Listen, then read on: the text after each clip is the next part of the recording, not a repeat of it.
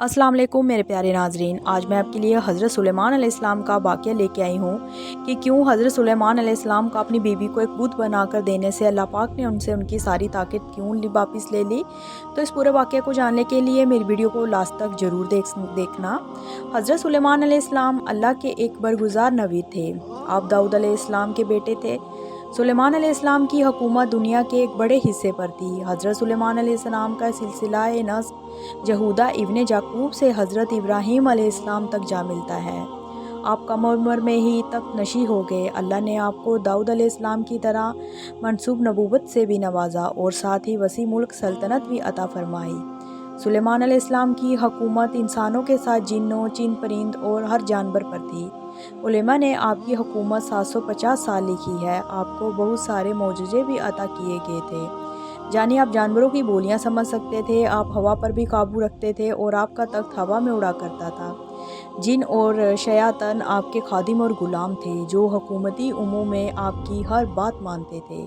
मस्जिद अक्सा की तामीर में इन्हीं जिन्नों ने दूर दूर से पत्थर और समुंदर से मोतियों को निकाल निकाल कर लाया करते थे, जिससे बैतुल मुक़द्दस की तामीर हुई। इसके अलावा आप जिन्नों से बहुत सारे काम की लिया करते थे। अल्लाह ने कुरान में फरमाया था कि और हमने सुलेमान की आजमाइश की और उनके तख्त पर एक जिस्म डाल दिया और उन्हें रुजू किया। सूरह साद इस आयत में अल्लाह ने हज़रत सुलेमान अलैहिस्सलाम पर आने वाली एक आजमाइश का जिक्र किया है। उलेमा व मुफस्सिरीन ने इस आयत की मुख्तलिफ तफसीर और वजाहत की है। एक आरा के मुताबिक सुलेमान अलैहिस्सलाम की एक गलती के नतीजे में आपके तख्त पर अल्लाह ने शैतान को बैठा दिया और कुछ अरसे के लिए आपसे हुकूमत छीन ली गई। वाक़या यूँ है कि एक दफ़ा हज़रत सुलेमान अलैहिस्सलाम ने किसी जंजीरे में एक शहर जिसका नाम बाग था उस पर हमला कर दिया, क्योंकि वहाँ के बादशाह के फितनों के मुतालिक आपको खबर पहुँची थी। इस जंग में हज़रत सुलेमान अलैहिस्सलाम के लश्कर की जीत हुई और उस बादशाह को कत्ल कर दिया गया। मान लो गनीमत के तौर पर उस बादशाह की बेटी भी सुलेमान अलैहिस्सलाम के सामने पेश की जो मुसलमान हो गई। लिहाजा आपने उसे निकाह कर लिया। निकाह के कई सालों के बाद भी वो अपने बाप को ना भूल सकी और वो उसकी जात में बहुत गमगीन रहा करती थी। तो हज़रत सुलेमान अलैहिस्सलाम के हुक्म से जिन्नात ने उसके बाप के शक्ल का एक बुत बना दिया। फिर वो उस बुत को देखकर अपना दिल मुतमीन कर लिया करती थी। कुछ ही दिन गुजरे कि उसकी कनीज़ों और कौम की औरतों ने उस बुत की पूजा शुरू कर दी और सुलेमान अलैहिस्सलाम के महल में ही खुफिया तौर पर बुत परस्ती का आगाज़ हो गया, जो 40 दिन तक जारी रहा। आखिर हज़रत सुलेमान अलैहिस्सलाम के वज़ीर आसिफ वकिया को इसका इल्म हो गया। आपने सुलेमान अलैहिस्सलाम को इस शिरक की खबर दी। जब हज़रत सुलेमान अलैहिस्सलाम को इस बात का पता चला तो उन्हें बहुत गुस्सा आया और उन्होंने उस बुत को तोड़ दिया और अपनी उस औरत को सज़ा के तौर पर अपने महल से निकालकर शहर बदर कर दिया और सजदे में गिरकर अल्लाह से माफ़ी तलब करने लगे। लेकिन अल्लाह ने उसकी इस मुगलफत की वजह से आपको एक आजमाइश से मुब्तला कर दिया। दरअसल आपके पास एक अंगूठी थी जिसकी बरकत से आप जिन्नों और इंसानों पर हुकूमत किया करते थे। इब्ने अस्कर और इमाम हैसम की रिवायतों के मुताबिक वो अंगूठी चांदी की थी। उसका नगीना आसमान से आया था जिसमें याकूत पत्थर जड़ा हुआ था। इस अंगूठी पर इसमें आज़म कुंदा था और एक हदीस के मुताबिक इस अंगूठी पर हज़रत मोहम्मद मुस्तफ़ा सल्लल्लाहु अलैहि वसल्लम का इसमें मुबारक भी लिखा था। ये अंगूठी आपके नबूवत और हुकूमत की अलामत थी। जिस तरह मूसा अलैहिस्सलाम का मसा मुबारक था, उसी तरह अंगूठी के ज़रिए आप अपनी हुकूमत को बहुत ही अच्छे से चलाते थे।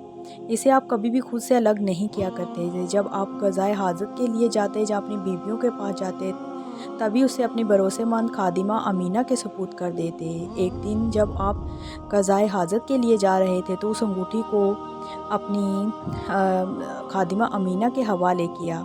कुछ देर बाद एक शैतान जिसका नाम सखर था आपकी शक्ल में अमीना के पास आया और वह अंगूठी ले ली और जैसे अंगूठी उस शैतान के हाथ में आई तो उसी वक्त हज़रत सुलेमान अलैहिस्सलाम की सारी ताकत उस शैतान के हाथ में आ गई।